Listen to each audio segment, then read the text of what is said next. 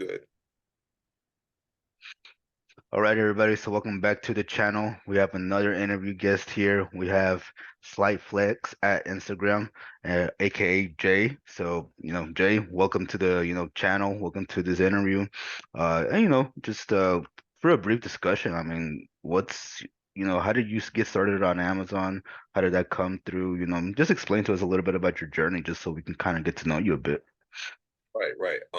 So what's up, everybody? My name is Jay. Yeah, I've my handle is Slight Flex on Instagram, like Oscar said.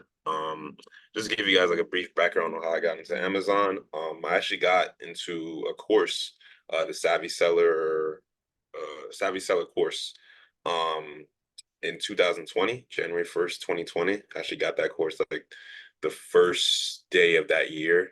Um, I didn't even know it was a pandemic year at the time, but I bought it that first day of the year because I just felt like I really wanted to just do something differently. A little background: I went to, I had just finished getting my master's degree in healthcare administration, so I was trying to get a job, but like job market like it is even now is like really tough, and especially when you don't have any experience. I was getting out of school like, with no experience at all, which just sucks. So I had a whole bunch of loans, just like I mean like 90K deep in loans, and just trying to just figure out how to just get some income because at the times college just wasn't it. Well, not college, but like just the job market for that major at the time was not it for me.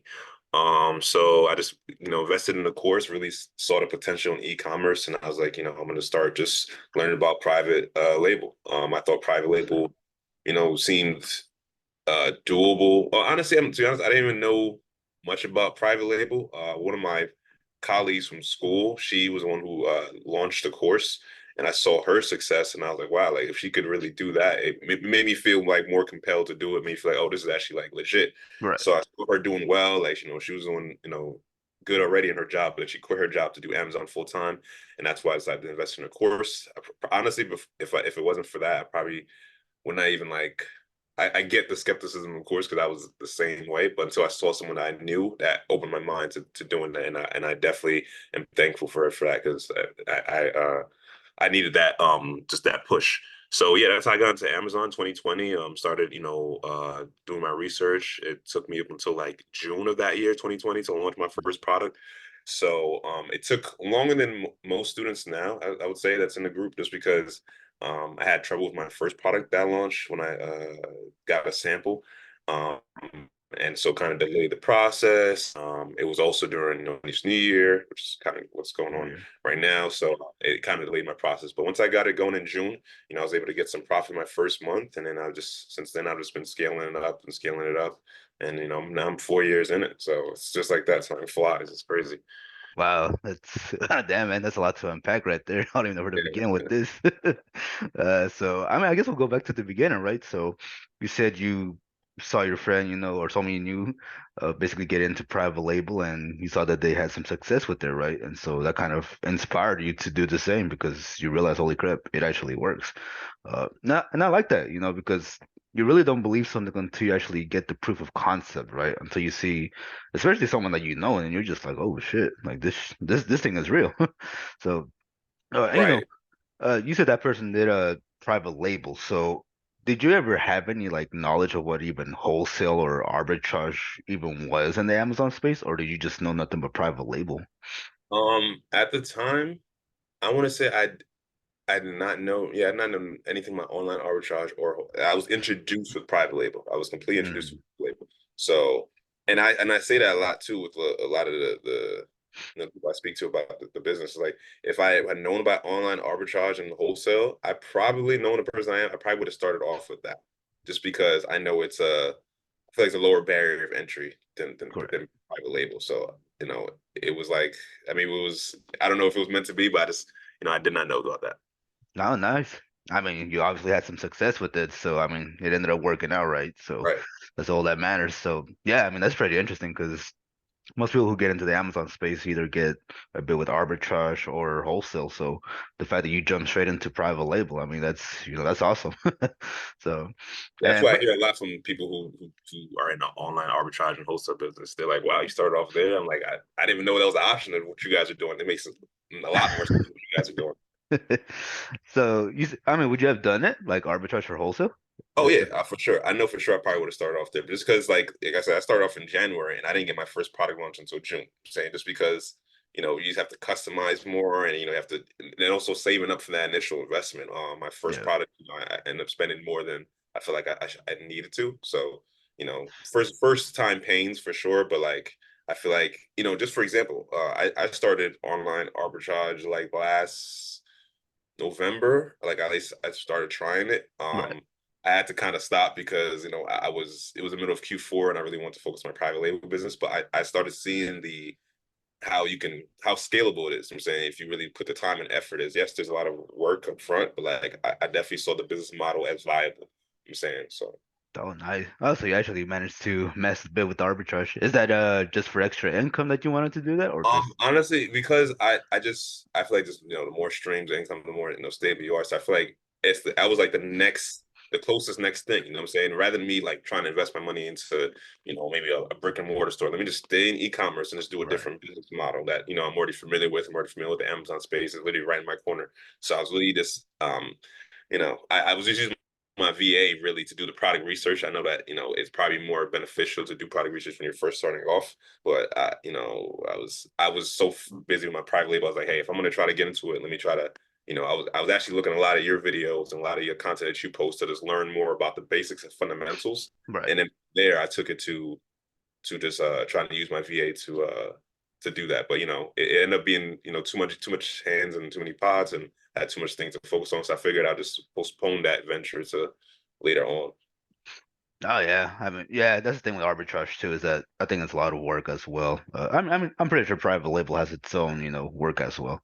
But yeah, but going back to what you had mentioned in the beginning too, you said that you bought this person's course, right? If I'm not mistaken. So, Yeah. uh, would you say you would have been as successful without that course, or how do you think that would have went? I'm gonna say that I would have taken me a lot longer to be successful because it it showed me what there's very much nuances in the course that showed me like, hey, this is what she experienced when she did this and this strategy. So you should probably not do that, or if you're gonna do that, just these are the consequences you should look out for. And it helped me just have the confidence to pull the trigger and invest that money. Because my first product was probably around like 6 to 7K, I would say, for my first batch of 500 units. So I started off with 500 units. So for me to feel the confidence to pull that trigger, I really needed to first see someone else who's already done it, and for me to really believe in it, and also to feel like there's someone is there that's guiding me and that's also proofreading my work. I feel like that is kind of undervalued in terms of just the speed at which people do the business. Like people will move a lot faster when they have confidence of someone backing you or a coach Yeah. behind you. Okay, you're doing the right thing versus you're doubting your every move and also trying to gain every you also start to research it with like a whole bunch of different people and you get so many different ideas in your mind versus having one clear coach and one clear blueprint of how it works. So I kind of just took her blueprint for what it was and understanding like I feel like with any course is understanding that this is this person's rendition of how to be successful in it and it's not the end all be all but there's lots of things you can pull from. So to answer your question, I still think I would have been successful, but I feel like this definitely accelerated the process. And I probably would have done it in a different. I probably would have tiptoed in it, which maybe Right. would have not been a good thing either. No, yeah. I mean, I agree. I know when it comes to like courses, mentorships, some of them get a bad rep, which, comes from bad people, obviously, in any space. So, but I mean, yeah, just the fact that you said, you had someone to guide you, they kind of like double check that you were doing things right, that you weren't, heading down the wrong direction. Yeah, you really can't put too much of a price on that just because that, having someone like that will basically speed up your process.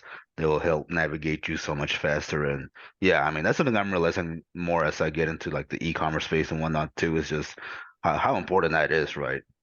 I mean, at least if you're able to afford to too, because I know some people might not be able to afford it up front. So, Yeah, it definitely. Some people's mentorship definitely get pricey. I'm not gonna lie, but thankfully, back in 2020, the price was definitely a lot lower than what the course mm, is now.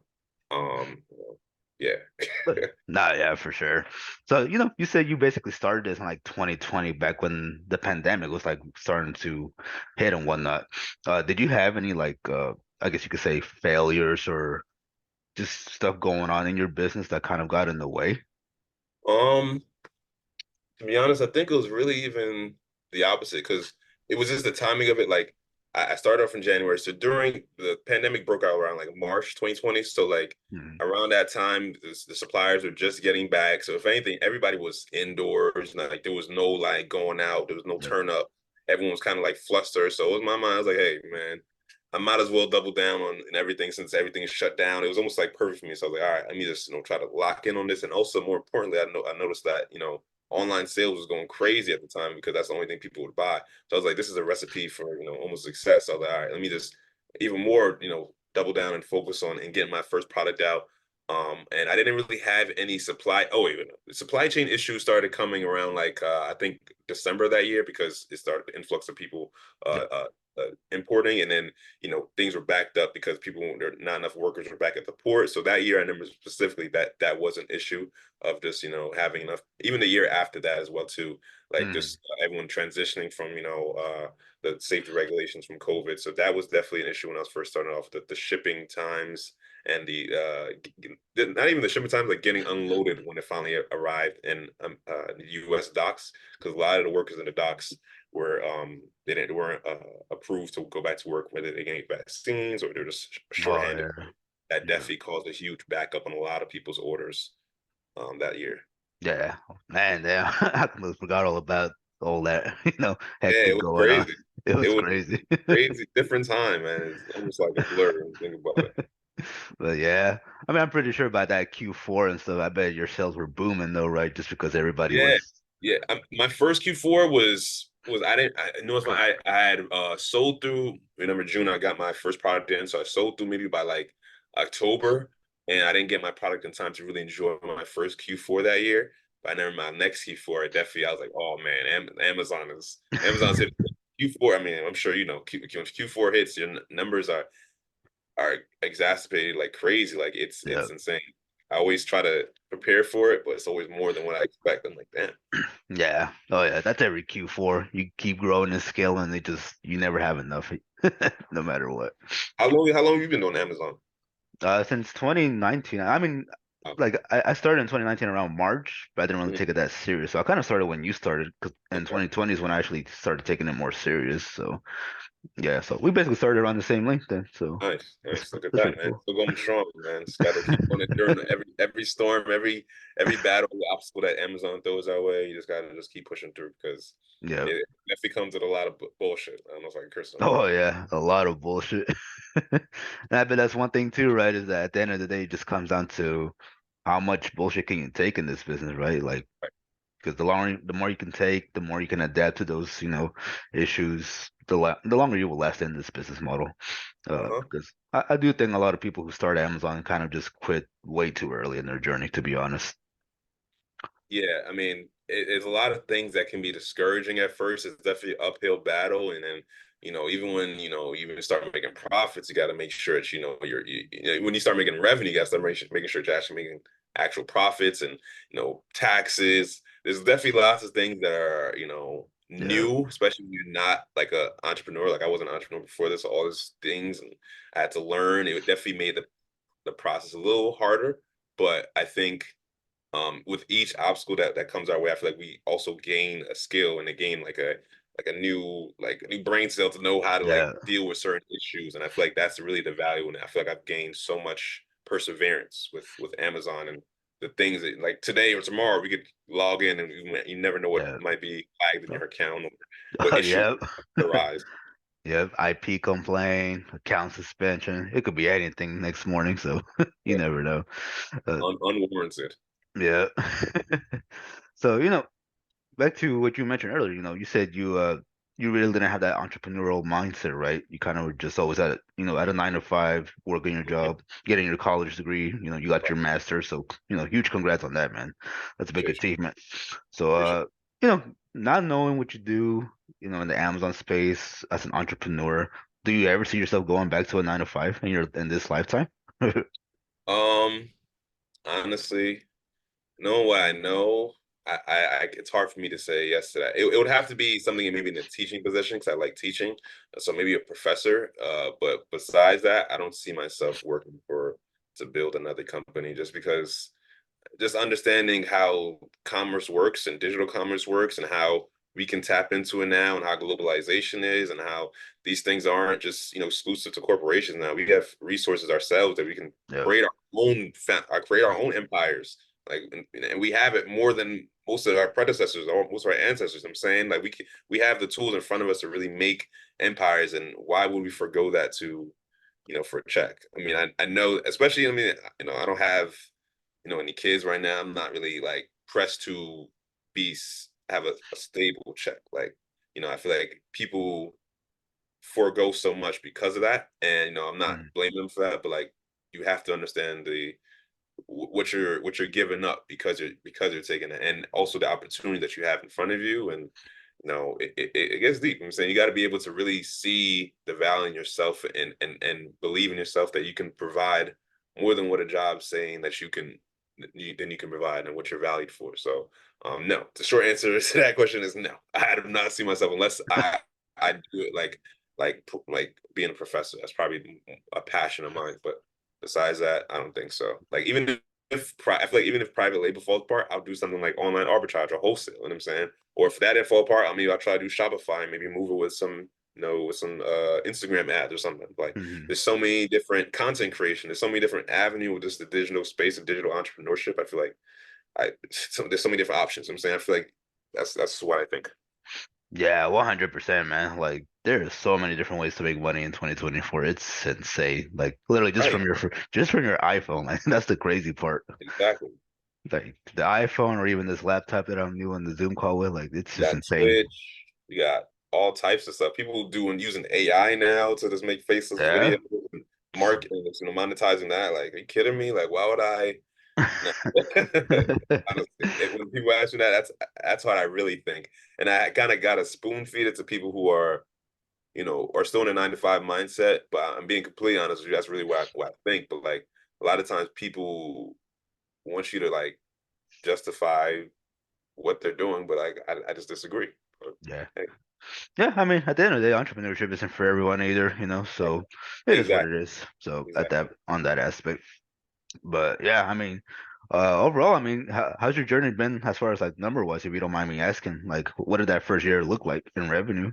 So yeah, the first year of revenue, I would say, like, so June was when my first product came in. So that month, I probably made like 4K in revenue, maybe like less than 2K in profit. Definitely way overspent in PPC that first month. And then after that, it was like consistent 4K up until like December that year. I didn't get in stock in time, so I would say 4K, well, 4 to 5K that first year. You know what I'm What saying? about that? In terms of revenue.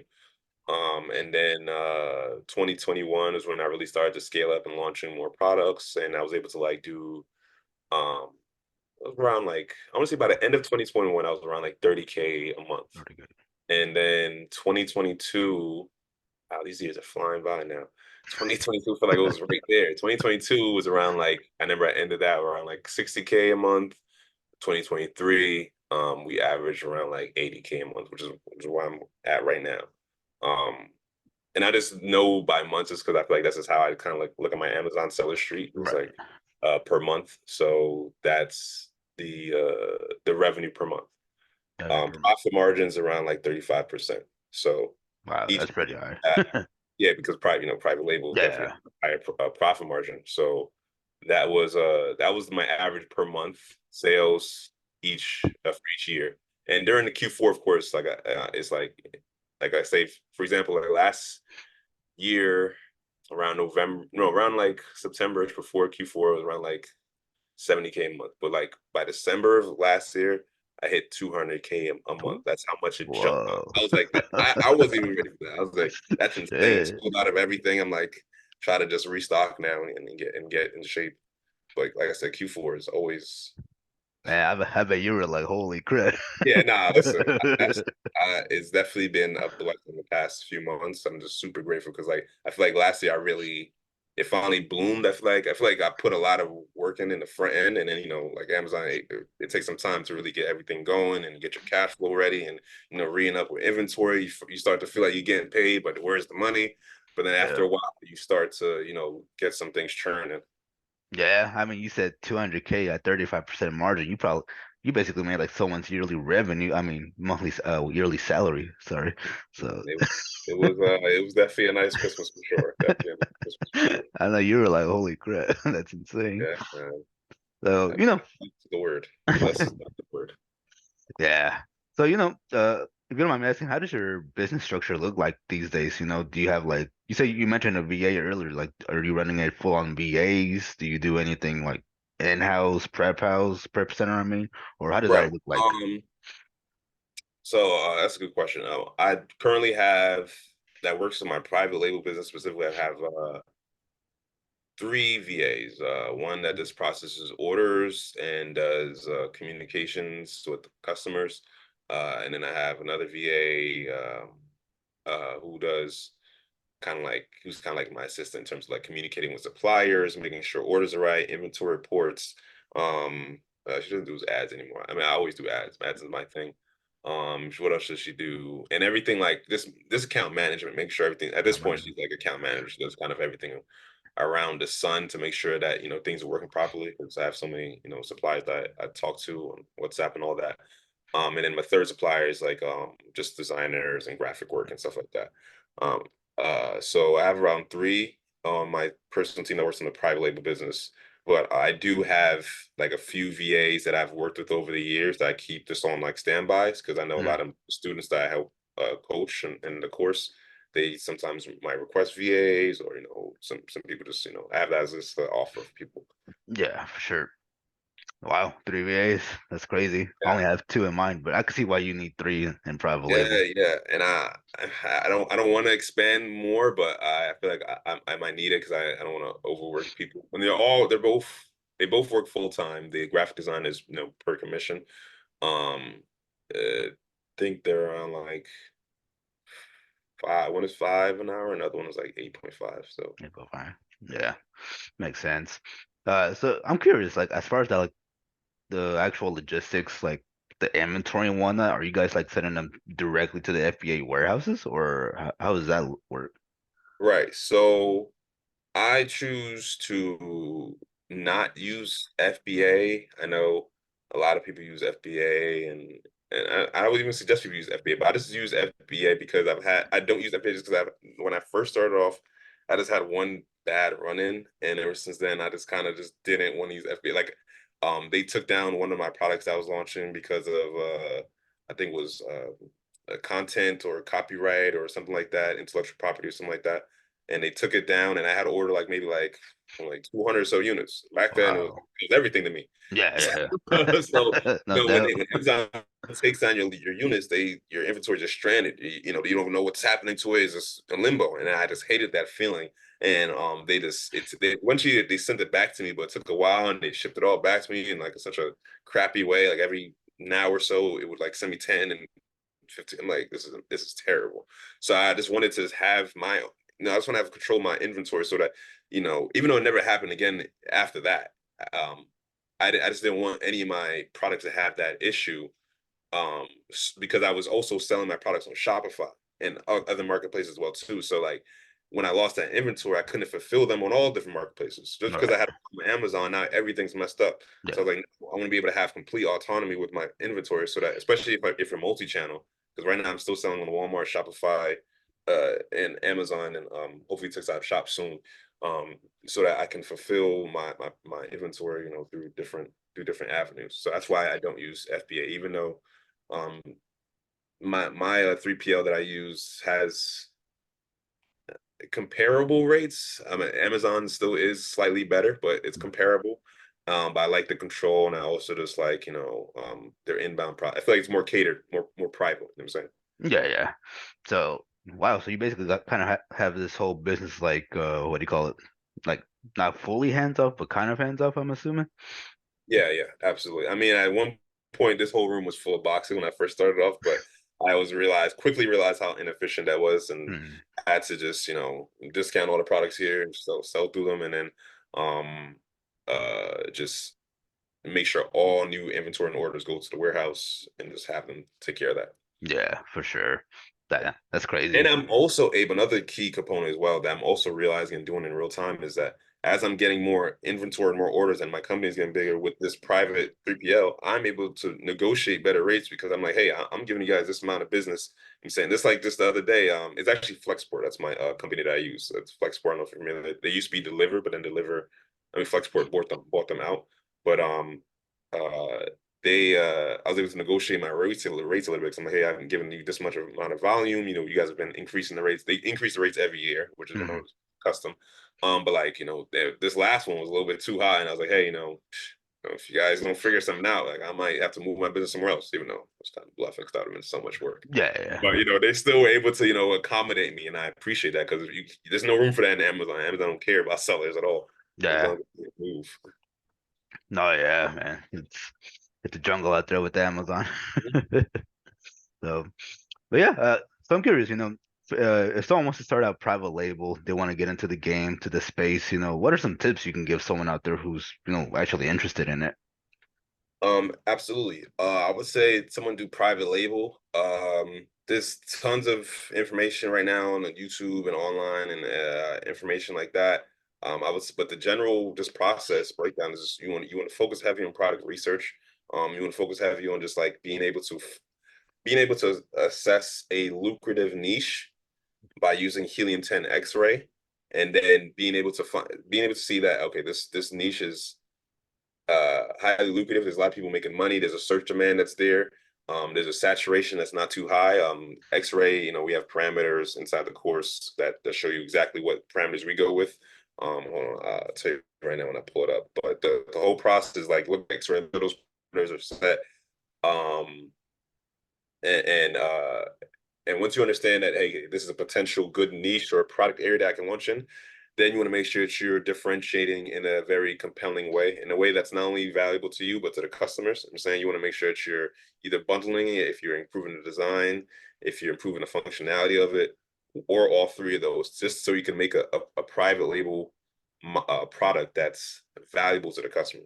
Very, very important that you make it valuable to the customer, and you want to understand the audience by just looking at the reviews, looking at the products, looking at their key product features. A lot of just I spend a lot of time just stalking competitors, seeing what's going on over there. And like a lot of new people think they need to reinvent the wheel, but you really don't need to do that in private label. You kind of just see what's working already and how can you improve on top of that. I mean, I feel like that's how most of technology moves, the incremental improvements, right? So you want to see what's already there, what's working, what's hot already, but not too hot. I'm saying we want to find that lukewarm ground where it's like, there's opportunity there, but you see how you can make a product better Right. or improve upon it, right? Some people think they need to make a whole new novel product, need to make a whole new passion product and try to push it. No, I don't ever try to push my own passion ideas. All the products I sell, I don't even have no likability to them. It's all about just numbers. Same thing with private label. I'm sure the same thing with your business model as well too.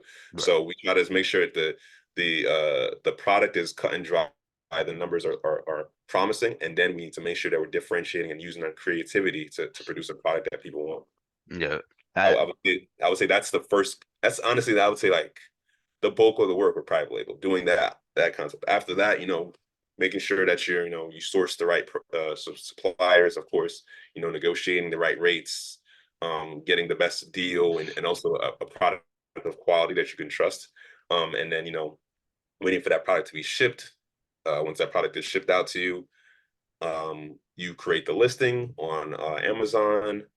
Make sure your keywords are in there. The SEO is definitely going to be heavy there. Making sure and that's one aspect that I'm sure is very different with the online arbitrage and wholesale, because you guys don't have to create the listing; it's already kind of there. yeah. But privately, you have to do like a lot of research in terms of like what what keywords will make you rank better, what keywords will make the Amazon algorithm recognize your product faster and be seen in more places, give you more exposure and more sales. And then once you get your listing good, then the best thing you can do after that is just push it with PPC using ads. Another concept I'm sure you guys don't have to use too much on online arbitrage and wholesale, right? PPC. Yeah, not like that. Yeah, with private label, we definitely have to just at least for me, I know some private label they use mostly organic, but I feel like a lot of my success was because I really want to master the PPC platform and understand how to push my products through ads. Threads. Yeah, that's what I've heard too from other private label sellers. It's definitely Yeah. the PPCs. So Yeah. yeah, I heard it could be pretty pricey too, right? Like if you're not careful. Yeah, it can definitely be pretty pricey if people are not adjusting their bids accordingly. Most people that I've coached, all of them start off like overspending their PPC, just like how I did when I first started off. That was my first mistake that I did. Just overspending, blowing a lot of my budget on that, and then not even getting the right returns or not even understanding why. So the first thing I really wanted to understand, just because it was a commonplace that a lot of people just didn't, um, either they didn't like looking at PPC or it's just just math and numbers. People are usually disgusted by it. So I really wanted to Yeah. make a point to really understand it and have a firm grasp on it. Because now, once I understood it, I was able to push my first product effectively, but also all my future products after that will they have a better chance of being successful because I'm pushing them correctly. Mhm. No, yeah, for sure. So I'm curious, on average, how long would you say it takes a person to have a, product launch from, you know, doing the whole research, manufacturing, about on average, how long do you think it would take for that whole process just to finally have like a live product? How long would it take for them to to do the product research, right? Just the product research? No, like to have it finalized, I guess you could say. Oh, okay, finalized. Um, I could say it could take from like 2 to 4 months. I would say 2 to 4 months, just because like if you break it down, week to week. Maybe it takes you 2 to 4 weeks to do your product research effectively. I mean, like ideally, you want to have like 3 or 5 potential products that you see yourself potentially investing. That way, you make sure you're putting your best foot forward, and also like most importantly, you're moving with confidence, knowing that okay, I search, I search high and low. These are the 5 best opportunities I saw, Mhm. and this is the one with the best differentiation idea that you have. That's the one you should go with. So 2 to 4 weeks for product research for you to finally assess, okay, this one I'm gonna launch. After that, supply sourcing really could depend. That could probably take 1 to 2 weeks, depending on how fast you can find a good solid supplier. Sometimes for me, I I find a good one, within a day or two, or sometimes it might take longer than that to find the right person who can give you a good price as well as um uh be able to customize it the way you want, because sometimes some warehouses aren't able to really customize the product in the way that you might be looking for. So 1 to 2 weeks for that, and then shipping time, depending, most people I would suggest most beginners to use sea shipping instead of air shipping because it's going to be cheaper for you, and what's the rush for you anyway? You're just starting off. So just to make sure your margins are better. So sea shipping could take like 4 to 8 weeks for we've seen them. It's sometimes Wow. be faster, sometimes longer. You know what I'm saying? Because of the ports and stuff like that. Yeah. 4 to 8 weeks for that. And I would say during that time though, people shouldn't be twiddling their fingers. You could be building your listing, doing SEO research. Look, you could be building your listing prior to actually getting into Amazon. So there's lots of work for you to be doing in the meantime. So you can do that. Make sure your pictures are good. I usually tell people before your supplier ships out your product to you, make sure the supplier takes pictures of the product so it's professionally done. So you have all those white background professional images ready for you. Maybe you do some infographics, make it look prettier, so that your listing is A1. Your listing has to be A1 to succeed on Amazon at this point. Honestly, I think it's a bare minimum. So that's even a given. So your listing is A1, and then after that, you should be doing practicing, just learning more about PPC and stuff. But I would say 4 to 8 weeks it arrives on Amazon, then you start making sales as soon as it starts getting checked in. So let me actually have a timeline on let me show you. Let me say the exact amount of time so I can show you the estimation how many weeks. Because okay, so like was that 13 weeks, 12 weeks? That's 2 weeks, about 2, 3 months. I would 3 months. say like 2 to 4 months. That's around 2 to 4 months. 12 weeks. Yeah, that's about 3 months. Months, yeah, 3 to 4 months. Right, Wow. because it really depends on that how fast you're getting your product research done, Yeah. how quickly you can find that supplier, and sometimes that shipping time is variable. So there are some variables, but I think that's a fair assessment of uh, projected time. Um, yeah, and I think that when people do private label, I mean, they should already know it's not like a fast get money fast. Yeah, You know what I'm saying? You definitely gotta, a lot of time, money, and investment and hard work, in the front end. But then after that, like the first product I've launched since 2020 is still, making me, it's still my top product to this day. Like it's still consistent amount of money each month. So that's also a good yeah. thing with private label. Yeah, no doubt. When I look at private label, I'm just like, damn, that's a lot of work up front. That looks way compared to like arbitrage or wholesale. Right, right, So, right. Another reason why, like I said, if I first learned about online arbitrage, I probably would have started with that first. so would you advise anybody to start off a private label? Considering how you went pretty good with it. Honestly, yeah, I would still tell people to do private label because I feel like it's a good introduction. You learn a lot of skills, a lot of just business skills. Learn a lot of how to create your own product, how to source, how to do a lot of the components that are in other business models, and it's worthwhile after you put the work in. I feel like I would definitely tell people, I'd advise people about the option of online arbitrage and wholesale before they get into private label, so they know that there's option. They know that, I think that's a benefit for new sellers. You should know the type of person you are, what type of situation you're in, type of Right. capital you have as well too, Yeah. to know what is more worthwhile for you. I definitely see a lot of people who might not even, because I feel like online arbitrage, you have to be very organized. You got to be on it from the start. You got to be definitely. You just have to be very on point with your numbers, your sourcing, and some people will not be ready for that. But then again, if you're not ready for that, you're definitely not ready for private label. But Yeah, no doubt. it's I feel like another thing is when they start private label, because they're investing so much time in, it's a lot harder for them to finally quit, even though they shouldn't quit. But people do quit, but like it's a lot harder for them to quit because of so much effort they put into it already. I'm Yeah. saying versus, if you just started something quickly, then that's easier to just, end it quickly. No, that's actually a great point, because you're right. Like with arbitrage, you can literally find a product right now, Yeah, buy it, test it. today, If it doesn't, literally, literally today, like you if it can doesn't literally work, start making money on Amazon today with online arbitrage. and like you said, if it doesn't work out, a person might get unmotivated and they'll just quit right on the spot. I mean, Right, no huge investment went into that versus right, with private label and even wholesale, even because wholesale requires some money up front too. right. You're more invested into that. That's not $100 flip right there. That's a 5,000, 10,000, or probably even $20,000 product. So yeah, 100%. I definitely double down on that because you definitely get that feeling when you put in that big orders here. That was my first time sending money over to China, and I saved up both my stimulus checks to save up that 6,000. oh shit. So it definitely had me, highly invested, highly motivated Mhm. to make sure that I push this product I had to sell through. I was like, I never tell myself like this has to be flipped. Like Yeah. I was forced to. Yeah, I feel you. I mean, I was the same way when I did the, like arbitrage and all that stuff. When I started, I only had $1,000 to my name, so to me Right. that was like everything right there. Mhm. Like just that thousand, and I was like, I have to make this work. Like no matter what, it's gonna work out. Like shit. And that's the difference, man. People who have that manifestation and be able to be like, there's no option. It's up to me to make it work, and Yeah. you put the work in to do that. That's what's up, bro. Yeah, for sure. So, one last question, I guess, before we kind of wrap it up, so I don't want to take up too much of your time. Okay. If someone wants to get into private label, how much would you say they actually need to start, as far as capital? So to start private label, I would say like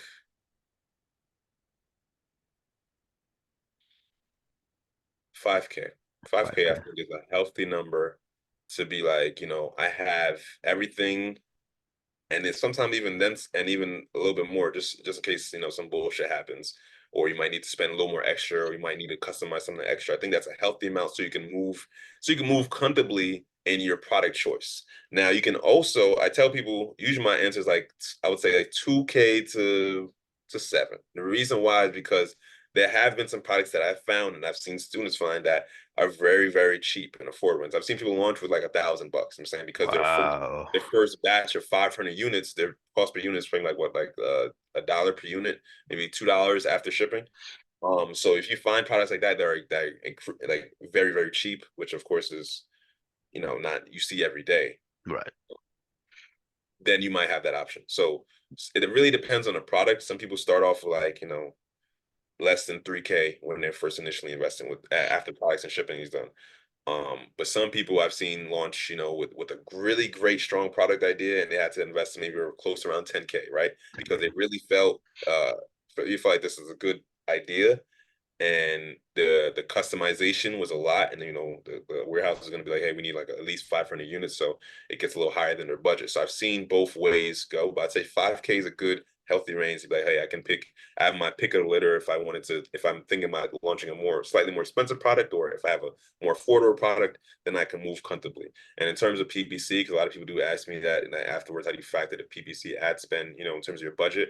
PPC is just deducted from your sales, but I would say like 500 to 1,000 for your first month, so that as you start pushing your ad, you start getting sales to recoup that money.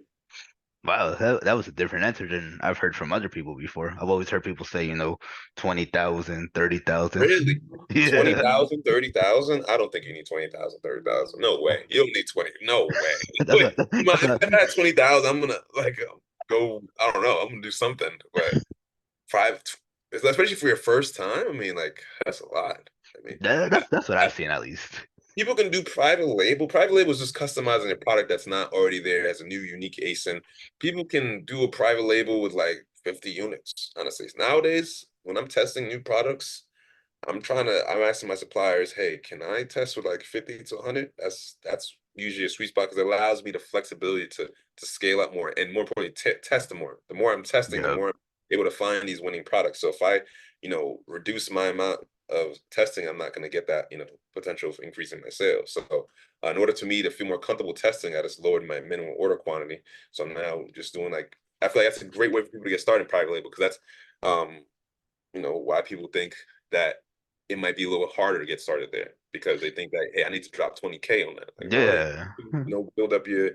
Even my one regret for my first product, I don't think I needed 500 units when I first started off. And if anything, it slowed down my process a little bit to pull the trigger, made it a little more scary than it needs to be. But like, I know sometimes suppliers do require that, but I didn't even try to negotiate. I just accepted 500 units versus Right. like, hey, can I just test out my first batch, 200? And I know you do get more leverage as your business grows, but I definitely encourage people to just try to negotiate for a lower MOQ when you're first starting off. Wow, that's huge, man. Yeah, like I said, I just always assumed it was like 10 to 20K minimum with private label. So, No, no, no, no way. I mean, you can find a product that's doing super well. Even, and that's another reason I wanted to get the online arbitrage, because I saw that, I thought like that was a good method of me doing product research in that aspect too. Because I'll be finding good online arbitrage products, and all I need to do is, even if you make a different label, brand. different brand, Yeah. boom, private label. You don't need to reinvent the wheel. Just make it slightly better, change the color up. People do all the time, but they had it Hmm. done to. That's the name of the game. What I'm saying? So that's private label. And now you don't have to deal with people hijacking you. You got to deal with people hopping on your listing because it's your ASIN. No matter what, you can just, even if it's literally the same exact thing. Like, no, you cannot, because it's my brand on there, and I can get you kicked off. So Yep. Your trademark and all that good stuff. exactly, So, exactly. yeah. You don't even need a trademark when you first start a private label. You just, slap on. I didn't have a trademark when I first started off. I just, did it. And then eventually afterwards, I got a trademark after I saw, okay, I'm getting some money. Let me actually trademark it. But if you want to get brand registry, you need the trademark. But like, you don't need that with private label. You can start off with solo dolo. Wow. That's crazy, man. Shit. That makes me think I was doing that now. Just test it out a Yeah, bit. That's crazy. yeah. You'll probably like it. You already have, like you said, it's like, even like I said, like, it's the next closest thing to your business model right there. I'm saying you're already doing Yeah. Amazon, you already know how to sort, you got the whole thing. That's right in your lane. And that's the beautiful thing about e-commerce. There's so many different lanes that are right there next to us that we can just scoop up after this. Like, if Yeah. you want Shopify, if you want to get into TikTok, if you want to get into influencer marketing, like, we already have such a comfortability in the space that we're ahead of the pack. Yep. So true, man. because you're right, they're all kind of intertwined with each other in a Yeah. way. So yeah, Yeah, as you keep growing through the business, I'll be like right now. Last weekend I spent like all this time setting up all these lights and things and stuff like that. So I'm trying to like create some more content, but like I didn't think I would get into this space from Amazon, and now like it just yeah, keeps taking me to different, hats. Give me different. avenues. Yeah, I feel you, man. It's the same way I'm feeling too. It started with just selling stuff online to now like doing the content thing, some mentoring here and there, the YouTube channel, like all that stuff. So it's just crazy how that Yeah, works man, you've out. been doing your thing, man. I applaud you for that. 'Cause I definitely saw your page just start growing. I forget how I even first seen your page, but like I saw you just start, promoting slowly, slowly, and then you started doing the YouTubes and you started creating the Discord. I'm like, yo, he's really growing, and that's really even inspiring to me. I'm trying to like get my own thing going with the private label thing. So I'm not really the most you know content Camera. creation Oh, guy. You know me, what hey, I'm me neither, man. I'm not even like that either. I just put the phone on there and just talk. No, Uh, and I'm learning. I'm learning. I'm seeing like, yeah, if someone, can just face their fears and just do something like this, then it speaks volume of just like your business manner and how you just move in your business as well. So you can't be afraid of things that makes you feel uncomfortable. So seeing yeah. you do things, made me be like, all right, I gotta step it up. Oh, yeah, for sure, man. You definitely got to be on the content game for sure. But before we wrap it up, if there's one tip you can give to anybody out there, what would that one tip be? One tip I would give to somebody out there, it would be um to really empower yourself and trust yourself. I'm trying not to sound corny, but like, the most valuable gift I can give somebody. I feel like is to really not to stop doubting yourself and to understand that they could be doing the exact same thing you're doing, the same exact same thing I'm doing, as long as you believe in yourself and believe in your work ethic. Like there's nothing stopping you from doing the work, and right after you do the work, you can enjoy it. So like I think that people just need to not underestimate that. Yeah, I agree, man. Like, I think too many people doubt themselves too much when they Right. can really do so much out there. I doubted myself. I'm saying that because I knew what I know what it felt like. Even with my degrees, I still felt like, can I actually make a business? Who am I to make a business? There's so many people out there doing all these things. I'm like, I don't have any. But that's that right there is what gets people. That it sinks them. Yeah, yeah, for sure. And hopefully whoever watches this reaches to the end and really heard that message for sure. So, but Jay, man, like I said, I want to take up too much of your time. We definitely went on, I think, like a whole hour on this one for sure. Oh, that was quick. That was Yeah. fun, man. That was quick. This Yeah. is my first time doing this, so I appreciate you for having me on. No, yeah, this is my second time doing this. I had someone, what, Saturday on the weekend that Oh I yeah, posted that story. So, oh yeah. yeah, you're my second Dope, person, dope. doing this with. So, but yeah, man, Jay, thanks for coming on, onto the channel. Thanks for spreading the knowledge. Where can people follow you on? You can find me on Instagram, Slight Flex, no underscores, no anything, just Slight Flex. And Like, look out for more content on the way. I'm definitely gonna try to put out more educational content soon. yeah, for sure. Hey, expand to YouTube, man. YouTube, what, TikTok, all that, Twitter. Definitely get on there, bro. Just put yourself Sir, out there. sir, So, sir. And I'm coming back to you when I need some help for online arbitrage once I get that started up again. yeah, for sure, man. So, well, without further ado, guys, everybody, that will be it for this video, and I'll see you on the next one.